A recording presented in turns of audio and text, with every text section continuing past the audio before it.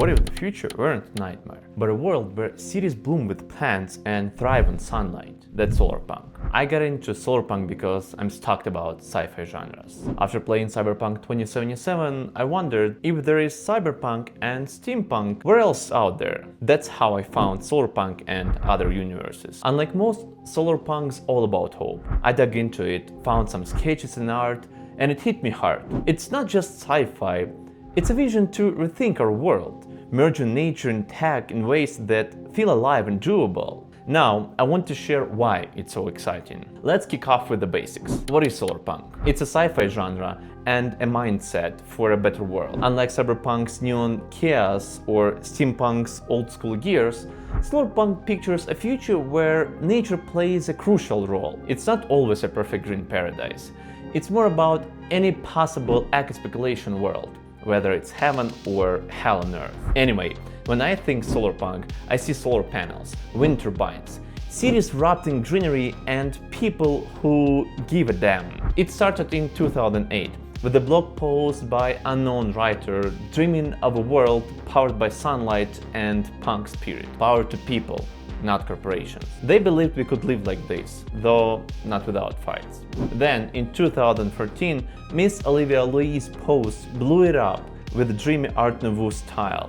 It pushed back against dark cyberpunk futures, chasing optimism and fairness. Instead of tech giants ruling, Solarpunk is about local power, like the grassroots movement, not top-down control. It's less about fancy gadgets and more about living in balance. And this vision feels within reach. We've got sun, wind, and tidal energy, plus tech that's growing fast. Unlike cyberpunk's wild implants we don't have yet, Solarpunk's ideas are real today. Clean energy isn't a fiction. It's a foundation we already have. Buildings rock solar panels, wind turbines spin on hills, and rivers generate electricity as they flow. Some tech we're still dreaming up, but what excites me most is seeing how these ideas are already shaping real cities around the world. And one of the reasons I'm hooked is the world building and aesthetics. Cities burst with life, not trapped in concrete. Buildings with trees growing through them, vines on balconies, solar panels shining. Real examples. Bosco Verticale in Italy has over 20,000 plants, oaks, apple trees, lavender, cleaning air and cooling streets. Many other green roofs grow herbs. In Paris, algae-powered lights illuminate streets at night. It's not just plants. Solarpunk uses wild materials, swaps steel and concrete for bamboo, mycelium or hempcrete that work with nature, not against it. These are lighter, earth-friendly, and can trap carbon like living city parts. Think stone, wood, or living walls covered in vines. Just picture one central park in Sydney,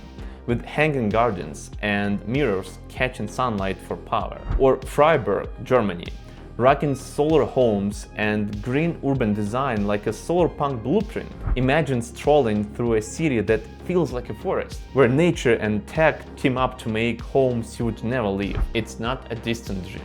It's a future we can build now. Transport is next level too. Ditch smoggy highways and traffic jams. Solarpunk makes travel green and chill. Biking through shady forest path or riding silent electric trains, zipping through green cities must be something really exciting. For long trips, imagine slick solar-powered airships floating above clouds, or crazy fast maglev trains on clean energy. No cars might sound nuts, especially to Americans, but it's the whole point. No honking, no fumes, just quiet path through city forests, walkways between garden neighborhoods, or hoverpods gliding by trees. In real life, cities like Copenhagen lead with bike path weaving through green spaces. Solar-powered e-bikes and shuttles are rolling out now. Masdar City in the UAE tests driverless electric pods, while Auroville in India sticks to bikes for low emission. It tackles transport's big problem: cut damage to the planet, and make it quiet, calm, and sun-powered future. And last but not least, what is the heart of Solarpunk? The answer is people, as said before, not profits or corporations. Communities grow food in shared gardens, swap goods, and set their own rules. No billionaires or oligarchs, just folks building a fairer world. It's punk because it fights greed, pushing for a green planet. Rebels guard ancient forest cities from developers. Neighbors rebuild after storms. Unlike cyberpunk's tech overlords or steampunk's military rule, solarpunk's local. Neighborhoods run their own show. Places like Dancing Rabbit Eco Village in Missouri live off-grid, growing food and using solar, or Findhorn Foundation in Scotland mixes green living with shared decision-making. It's not just tech, it's heart, where rooftop farmers, solar engineers, and kids planting trees all matter and have voice. It's a world where hope wins and people grow stronger together. In my opinion, Solarpunk's underrated because it's seen as a perfect utopia with no drama, but that's wrong. This world can hide secrets, like a dark past of eco-crisis, people casting out others to survive droughts. It's not all perfect, it's a guessing game. Imagine stories of communities sacrificing weaker members to secure water rights in brutal survival pacts. That's Solarpunk's drama. That complexity makes it exciting, leaving tons of room for stories, art and games.